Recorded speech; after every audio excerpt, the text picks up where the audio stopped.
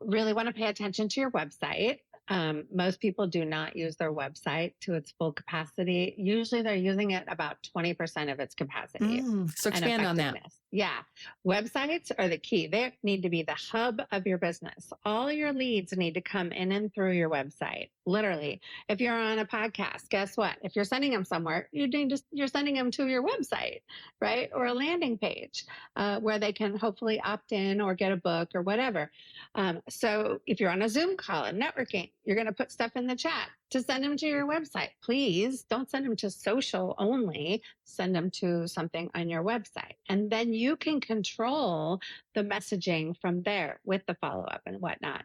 But on the website, adding video. I can't even tell you how many clients I have instructed and insisted that they put a website on their homepage of their website, a video, like a video on there. Yeah. A video of them on their homepage, not a sizzle reel, not a fluff thing, like hey, it's Katrina here. If you're on this site, then you are an entrepreneur who wants to make more money. Let's hear it. Yeah. And they can feel my energy. You can drive them to something. They can get to know, like, and trust you, though. And it can repel the wrong people too. That's fine. But if you're not welcoming them, not just like, hey, welcome to my website, go check out the Don't do that. Like, don't do it that way. But then, like, when they land on your about, oh, thanks for coming over and checking more about me. I have a philosophy that's really cool about how I coach my clients. Do you see how you're taking them through a journey? So that can dramatically change someone's effectiveness with their visitors to their website and getting them on their email list and then doing other things. Hello, my extraordinary women friends. Our guest today is Katrina Sawa. Katrina is the CEO and founder of Jumpstart Your Business Now.com and jumpstartpublishing.net. Known as the Jumpstart Your Biz Coach, she kicks her clients into high gear, making more money doing what they love and fast. Katrina is the creator of the Jumpstart Your Marketing and Sales System, and she's a 12-time international best-selling author with 20 books under her belt. She's been featured on The Oprah and Friends, the XM Radio Network, ABC, and the LA Tribune. Katrina is going to be joining us at the 9th Annual Extraordinary Women Ignite Conference in November as a speaker in Golden, Colorado. I am so excited to have her joining us. I'm excited to have her wisdom in the room. Ignite is the conference to raise up your voice, your visibility, and grow your business to new heights. Jump out to CamiGellner.com/ignite and join the list to be the first to know all the details. They'll be rolling out here soon. Now, let's meet Katrina Sawa. Well, Katrina, welcome to Extraordinary Women Radio. I am super excited to see you here today on the show with us and hear some of your stories. Thanks for having me, Cami. I'm excited. Who wouldn't want to be on the show Extraordinary Woman? It is a pretty good name. I think right? I'm glad I captured that all those years ago. Good marketing tool. Yeah, it's for sure a marketing name. Yeah. And I'm excited because you'll be joining us at Extraordinary Women Ignite in November as well. So, if you're tuning in, make sure you're putting on your calendar November 2nd through 4th because Katrina will be here in Colorado with us as well. So, yay. I'm excited, and it's been really fun getting to know you a little bit more. You and I have known each other a little bit from a distance through eWomen Network, but we got to meet each other more at Speakonomics, and so I love the how we're getting to know each other even more deeply now. Yeah, me too. And I can't wait. It's not going to snow that week I'm there either because I'm a California girl and I don't do snow. Well, I'm going to say knock on wood. I don't think we've actually ever really had snow during Ignite. I probably shouldn't even say that, but yeah, I think we're just like on the cusp of that early. I mean, we have, sometimes we'll have snow early, but anyway, we're glad you're joining us from California. Yeah. I was out in California last week for Speakonomics. Oh, yes, down in Southern California. Yeah, it was. Yeah, so what part of California are you in? I'm in Northern by Sacramento. Okay, yes. Excellent. Yeah. Excellent. Well, I want to hear a bit of your story. I want to know more of your story. Where, what's gotten you to this point where you're at right now in your business? What's that journey you've been on? Well, it literally would take 4 days to explain it. But the gist of it is, I mean, I started my business. I always wanted to start a business, right? But I didn't know what it was going to be.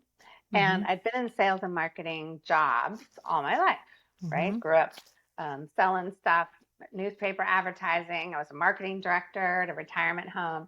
So I was always, I tell my clients, and they joke about it now, always be marketing, always be marketing, always be marketing. And it's like a little mantra. And always look for those opportunities, right? And but when I started my own business, or when I was thinking about it and leaving my job, I was like, well, I don't know. Do I want to be a marketing consultant? Because I could. But I love doing gift baskets. Maybe I'll start a gift basket company. I mean, I know had all kinds of ideas, just like other entrepreneurs, right? So thankfully, I hired a business coach, and I think I only had her for, I don't know, a few sessions, like 3 sessions or something. And she said, definitely not business, or definitely not, but gift baskets, too much inventory, low profit margin. I'm like, she's like, definitely the consulting, marketing and stuff. And I'm like, oh, thank God. Okay. So I had my path, right? And I didn't know where I was going with it, but you just kind of take one step after the other. So that was kind of, I mean, that's really been my journey, is like, take one step after the other. You just have to see the next step. You don't necessarily see 10 steps ahead of you. And that was the same for me in my personal life, because when I started my business, I was married to my starter husband, and I thought he would be supportive of me doing my business, but lo and behold, he was not so much. We met doing door-to-door sales. And so I thought, oh, well, he knocks on doors with me. Of course he's outgoing and he totally gets the entrepreneurial spirit. But no, he got a job and got security and the paycheck, and he was done. And he didn't. So that's kind of where it all started. Yeah. No, he lost it. So he wasn't really all on board with you. And so you said, okay, what happened there? You left that one behind, that starter husband. Yeah, it took a couple years to really make that decision, because let's face it, you know, when you're starting a new business, the roller coaster of cash flow is scary, right? You never know if you're going to make enough money it really is. in a month. So I hung around for a little bit, but then I was like, okay, wait, I'm 35 years old. My significant other doesn't support me. We're living like roommates now. It was very unloved, and there was no intimacy, and it was horrible. I would cry myself to sleep at night. I'm the kind of person that needs that love and companionship. So it was just sad. I knew I couldn't settle and do that for the rest of my life. Yeah. Yeah. So what was the next step then? I had to make a plan, right?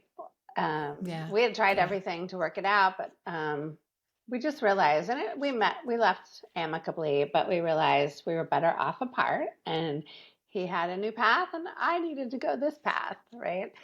And so we had to make a plan, because it was amicable, luckily. Like, we went through the whole house and made the checklist. You get this, I get that. You get this, I get that. It was a little sticky when we had to sell the house and he was living in it, and I actually left and went and bought a new house. Don't ask me why I went and bought a new house while I was still paying for that house with him on a roller coaster of cash flow, but something in me had faith that it would all work out. You know, I always say it'll all work out in the end. I used to say that all the time. I didn't know that was like my true mantra. Besides always be marketing, it'll all work out in the end. Yeah. So what were some of the things that you learned in those early days of your business as you were, setting that foundation? You made some tough personal choices. What were some of those early lessons that you learned in the starting of your business? Always be marketing. Like, you seriously do. Yeah. I couldn't, if you're not busy, nowadays my calendar is full. Like, I have to really block time off in order to not be full. But back then it was very empty. And it had a spattering of things, maybe a networking here and there. And so it was everything I had to not sit on the couch and watch Oprah, because Oprah was on it back then. It was everything I had to get dressed, go to the networking event rather than sit home and hide and, hope someone called me or, do some graphic design or something and design a flyer for what? I'm not going anywhere. So that was the hardest part, was really self-motivation. Oh my God. Mm-hmm. Yeah. And I see it. Mhm. And where did that big breakthrough happen for you? I started to get busier. Once you start getting clients, so I would go to a networking Mm-hmm. event, I would follow up, like I was really good at the follow up, and someone would hire me and I'm like, okay. And then I had to get to work and at the time I was working and doing the work for people in their marketing, not just telling them what to Yeah. do. Mm-hmm. And so I Mm-hmm. got a little busier and I got a little busier and I got a little busier and then I got a referral. And then it was more fun to go to the networking events because I could point out clients and I could, I kind of had more confidence because I had some paying clients. And I think that's how it happens for most people. You get clarity around what you're doing. You get confident when you get a client, and you get more confident the more clients you get, and especially the more you charge for those clients. So the busier I got, the less I had time to go watch Oprah and do my laundry. Yeah. Yeah. So the shift happens, and I know you're still an active networker. You go out to community. You're in community. You've built I think you call it the ultimate marketing follow up. Tell us more Yeah, about that. that follow up system. I was known for it pretty early on. I'd been doing it in my career. When I was in advertising sales, I was like the only ad rep that would not only call on businesses, but would follow up and do emails and actually consult with them on other things and give them other advice. People would just go in, oh, you're not going to buy? Okay, next. I wasn't like that. And I would make community wherever I was. But when I started my business, you had to follow up. In fact, I was just writing an Yeah. email about it. But you have to follow up more than you think you do. So many people are scared. They're like, oh, well, they didn't respond to my email, so they must not be interested. If I had $1 every time someone said that, it would be like I'd be a millionaire just from that. But it nowadays, I mean, back then when email was like, oh, I got an email. This is so exciting. This was 2002. Okay. But now it's like, oh, where's that email? I don't know. Oh, it's in spam or trash. So you have to Right. assume that most of your emails will go into spam or trash. So you must do other things because the world is not conditioned to look in their spam or trash every single day. They're not yet, which Right. I do, Right. but they're not. Yeah. Yeah. Yeah, and I mean, even as you think about our connections we're creating in social media on a day-to-day basis, I mean, we're in social media, we are in our emails, we're in all these different places, we're going to live events.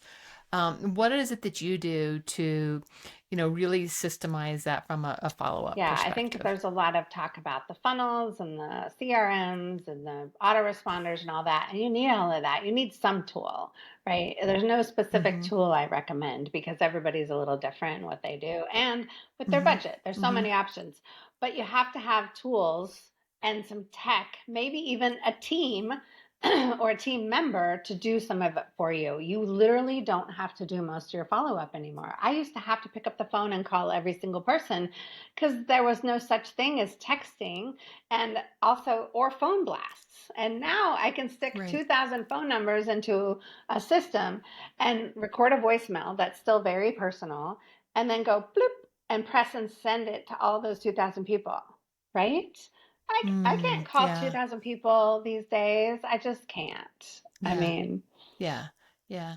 And so, and you're looking for ways that you can really leverage that and show up and be in connection with people is such an important thing to engaging do. in connection is so important. You can't just have a website anymore. You have to really talk to them and get to know, they have to get to know you on video on your website. You got to do these Yeah, interviews, yeah. right? You got to have perhaps a podcast or at least be on lots of podcasts. Be out there. You have to be talking to people. People have to feel your energy before they're going to even think Mm-hmm. about buying. Mhm. Yeah, yeah. And I love this is it's that they have to feel Feel your your energy. energy, and that's the only way you can do that is to show up and start to be in Yeah. connection with people. It's the only way you can build Yeah. upon that. And I actually, I mean, for example, like when I host an event, when I host my big Ignite event in November, I do pick up the phone and call people afterwards because it builds relationship, and I really just want, and it's really for that next Yes. conversation. It's like I want to know what your biggest takeaways were Yeah. from that event. Let's keep this conversation going, and so there's relationship that you're building, and getting to know the people who are in your community is just Yes. so important. Agreed on your event for sure. You definitely want to follow up after something like that. I like to follow up personally from a speaking gig where I connected with maybe 40 people. I can make those phone calls, Hmm. right? But when I say Yeah, 2000 or yeah, whatever in your database, yeah, you want to make more phone calls than just one a year or ever. Like you want to yeah, be able to yeah, say, "Hey, Happy New Year. This is what's going on this year. I'm so excited." And yeah, message it to all you got to email, you got to mail, phone call, and you have to send something in the mail, like get yeah, yeah. addresses. Because people are seeing it from, I mean, and I think that's the other thing I found is that people are really, some people are very into their emails, some people are very into their direct messages, some people are into their texts and that sort of thing. So it's being, not everybody's going to be in the same place. And so there's different ways that Yeah, we really you want got to do them to all. connect with Yeah, you people. want to be in Yeah, all those yeah. places because you never know who's Mm-hmm. watching you. But everybody has to open their Mm-hmm. mail. So if you have a valid Yeah. address for them, everybody opens their mail. It used to be like they hate junk mail, but there's not that much junk mail anymore. If you look at your mailbox, there's not. No. There's not that much junk mail. A Yeah. lot of these big companies are texting or they're getting you on their website and they're getting your cell and they're texting you or emailing you. They're getting away from direct mail too. So, mhm. Yeah. And it's sometimes direct mail is one of those ones that if you get that piece in the mail, it's like, oh, what I is know. this? Yeah, yeah. So, or like even just thank you notes. That can be Yes. another way to like, a Thank you handwritten thank you notes, note can be so, gifts, bulky yeah, mail. yeah, yeah, Bulky is like yeah, something, bulky, bulky, not bulk email. Yeah. yeah, Do yeah, something yeah, fun. Send something fun. yeah. Mhm. Yeah. So I know that, when you're thinking about really maximizing our profits in our business and leveraging our time. So I talk about time prosperity and wealth prosperity, right? And how do you create both simultaneously? What are some of the things that you are seeing that's really working for business owners that can simplify how they're showing up, simplify how they're attracting new clients into their business? What do you see as what that is working? Well, you really want to pay attention to your website. Most people do not Mm-hmm. use their website to its full capacity. Usually they're using it about 20% of its capacity and effectiveness. So Yeah. expand on that. Websites are the Yeah. key. They need to be the hub of your business. All your leads need to come in and through your website. Literally. If you're on a podcast, guess what? If you're sending them somewhere, you're sending them to your website, right? Or a landing Mm-hmm. page where they can hopefully opt in or get a book or whatever. So if you're on a Zoom call and networking, you're going to put stuff in the chat to send them to your website. Please don't send them to social only. Send them to something on your website. And then you can control the messaging from there with the follow up and whatnot. But on the website, adding video. I can't even tell you how many clients I have instructed and insisted that they put a website on their homepage of their website, a video like, hey, A a video video on of there. them Yeah. Mm-hmm. on their homepage, not a sizzle Mm-hmm. reel, not a fluff thing, like a, hey, it's Katrina here. If you're on this site, then you are an entrepreneur who wants to make more money. Let's hear it. Yeah. And they can feel my energy. You can drive them to something. They can get to know, like, and trust you, though. And it can repel the wrong people, too. That's fine. But if you're not Yeah. Yeah. welcoming them, not just like, hey, welcome to my website, go check out that, don't do that. Like, don't do it that way.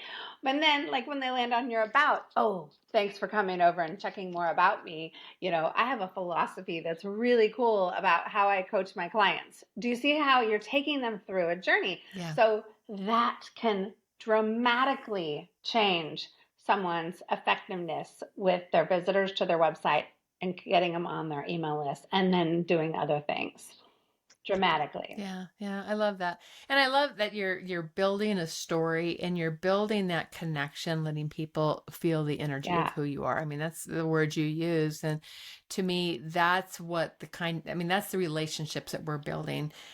So that I always call it no love and trust. It's like Yeah. really, I want the clients to fall Yes. in love with us. They want us, I want them to feel us. People feel the souls of who we are. And when we open up to those relationships in that sort of Mm-hmm. way, just by being ourselves, it can be Yeah, really and it's not powerful. about having the polished video message. I have so many No. people that um, will try to sell somebody a $40,000. Let me give you a $40,000 video for your website that's going to wow people. I'm like, I don't know. I think I could find a lot more uses for $40,000 and still connect just Yeah, fine with the people who come to my website. So, yeah, I would it's not agree. necessarily, you still have to look presentable. Please make sure, you look presentable. Um, but I don't think you need to go to all those great lengths. Yeah. Yeah, I Hmm. like that. I like that. Now, they've gone to your website, and I know one of the things you're big on is creating automations on the Hmm. backside. So what do you recommend there? I mean, what are some of the simple things that people can automate on their I, website or off of, yep. off of their marketing I look at a efforts? lot of websites and I love to do that and give people tips on what to change. Sometimes there's no button. Like sometimes there's no services page. I don't even know what you're selling. And there's Yeah. no link to learn more or come to a call or anything like that. People expect them to go to their contact page, which then just has their email link and a phone number, maybe. Um, and I'm like, oh my gosh, you just don't know what you don't know, right? So I've Yeah. been in marketing and sales all my life, so I'm constantly looking for those little details. And sometimes it's the littlest of tweaks that can be made in the content, the placement of things. Sometimes I go and there's an opt in box, but it's on the very bottom by the footer. It's like, well, the people that don't know you at all and come to your website, they may not even get to the bottom because you're Yeah. not interesting enough to read all the way to the bottom. Yeah. And then there's the goodie, right? Or there's no visual, making sure you have graphics. But it's because you have to do everything you can to get them to take an action, to learn more, get on, come Hmm. to an event, come to a webinar, download a free thing, whatever it is, come to a call. They're not going to come to a call that usually the first time though, right? So the Yeah. websites that say Yeah. free call on top, it's like, I don't even know who you are. I'm not coming to a free call. Move that way down or on the next page. Like, what can you give Yeah. me that I can check you out first and try you out before the call? Because if I don't know you, I am not coming to a call. Now, you can have a page that Yeah. says free call. So if you have repeat people coming back saying, I really need a call with Cami, where's that? Oh, free call page. Okay. Right? Like, make it obvious. Yeah. Yeah. Yeah. Yeah, and I love that because I've heard something just recently. I mean, it used to be what, like 7 contacts before there's a buyer. I've heard it's moved to more like 20. And and people, we have so much information around us to go follow somebody. We can go listen to their podcast, we can go watch their YouTube channels, we can, all these different things that we can do. And that's what happens when people, are looking for something. They go and they look, they explore. And so the more that you can give them, Yes. where they can get to know you, then they can, by the time you actually get to that free call, they're coming from a different Yeah. space. And I've been in business for 21 years. I'm still revamping my follow up emails to the freebies. Uh-huh. I'm constantly looking on how to improve the system. You cannot set it and forget it forever. That is the big mistake. Yeah. And just a lot of people will say, well, just build my site. Oh, my site's done now. I don't have to worry about it. No, you should always be Yeah. looking on how to improve your website, your web pages, and add more. There's always different things you can create. And Our messages right? shift, right? Yeah. Sometimes you have Yeah. to Yeah. Yeah. Our completely messages shift. rebrand because of a different Yeah. message or a different purpose, or maybe something in your life Right. shifts. Like people have a divorce or Yeah. a death or something huge. I mean, that can shift your Yeah. It shifts who whole we are. perspective, your whole purpose, Yeah. everything. I've been a former marketer myself. I am a marketer, but I have been, that was my career as well. Like, so Mhm. like you, my former corporate days were in the marketing, right? And I was a VP of marketing. So I have that, I bring that forward into my work today. And one of the things I always talk about is look at, we can look at we like do a branding or a marketing audit every quarter, because we get creep, we get scope that shifts and changes how we talk about things, the most important things that we talk about in our messaging. If we don't pay attention and go look at our messaging on a frequent basis, so just to put onto your calendar every quarter, look at my brand, look at my audit. And it was really funny. I just recently, probably about 6 months ago, I was like, oh, I really need an update here. And it's just one of those things that it can catch up Mhm. to you if you don't go check in on Yeah, that. I'm due. My website's due for a revise. Even though I haven't changed the message, I just feel like it needs a Mm-hmm. shift of um, look and feel, right? The look and Yeah, we did a hmm shift with just simple Yep. colors of, um, I had been very earthy colors, which I still love the earthy colors, but there was something more that was really, so we did a big shift in our color palette. Um, and there was some tweak in the messaging associated with that, but if it became much more in alignment with, raising up your voice, your vision, your visibility, really standing in the light of who you are. And so that shift was really fun to make. And it was just so Yeah, refreshing. totally. And you get more confident, Yeah. which means you're going to get out there Yeah. more. I would say a lot of Yeah. people overthink things like that, though. They'll overthink, Yeah. or they'll say, well, my message isn't perfect yet, so I can't launch my website. I can't. We used to Uh, design websites. Now I just consult on what to mm-hmm. do. But Mm-hmm. they spend too much time trying to figure out the perfect thing. It's like just put up what sounds good today and then be open to the evolution of your message and you and everything along the way. Yes. I love that. I totally love that, because I think you're exactly right. You can go through, and I've certainly been on the flip side of that, where you have a whole year long brand Ugh, relaunches, exhausting and and there's expensive. and it's expensive, and you're right. And we were able to make really subtle changes. Um, and it was really funny, because where it came from, what prompted it was, I was on an eWomen, the summit that they did, that the Yeah. virtual summit that hmm they did in Yep. I February, I was there. think it was. And Brianna Day was talking about, brand something. And it just got me I was like, wait a minute, I'm really due for a new upgrade here. And so literally I'm on the call, I'm listening, I picked out a picture, and it's like, this has got the colors in it. And I kind of pulled some pictures or some colors out of it, and I send it to my brand person. I'm like, can you play with these colors? And she recreated my logo with just a slight change by changing out some Yeah. colors. I sent it to my web person. She did some changes.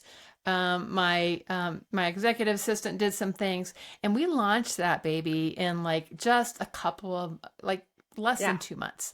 And it was the simplest rebrand that I've ever experienced in my life, but it was so Yeah. simple, right? And it was just a subtle change, but it changed everything. The look and feel Yes. And the changed. key that you just said to being extraordinary women is you have team.